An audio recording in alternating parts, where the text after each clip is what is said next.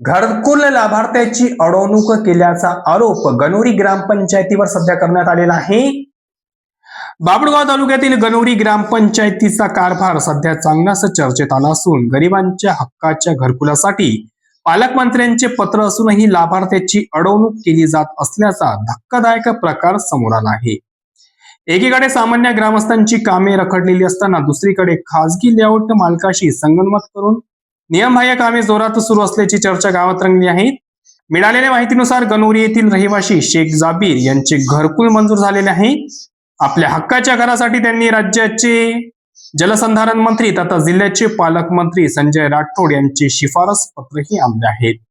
मात्र पालकमंत्र्यांच्या या पत्रालाही ग्रामपंचायत गणोरी प्रशासनाने केराची टोपली दाखवली आहे। सरपंच आणि ग्रामसेवक यांनी संगनमत करून शेख जाबीर यांचा घरकुलाचा पहिला हप्ता जाणीवपूर्वक अडवून ठेवल्याचा आरोप केला जात आहे। वार्ड क्रमांक 2 वार्डातील नागरिकांच्या समस्या सोडवण्याऐवजी त्या अधिक क्लिष्ट केल्या जात असल्याच्या तक्रारी वाढल्या आहेत।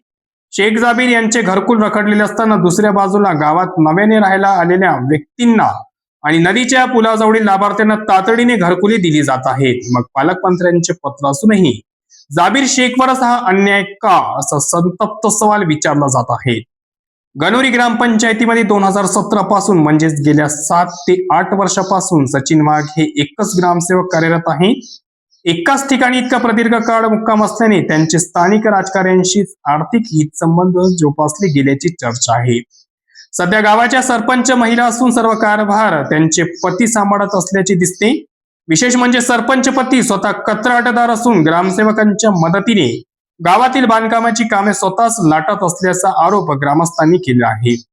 पालकमंत्र्यांच्या पत्राचा अवमान करणाऱ्या आणि सर्वसामान्यांचे हक्क हिरावणाऱ्या या कारभाराची जिल्हा प्रशासनाने सखोल चौकशी करावी अशी मागणी आता जोर धरू लागली आहे।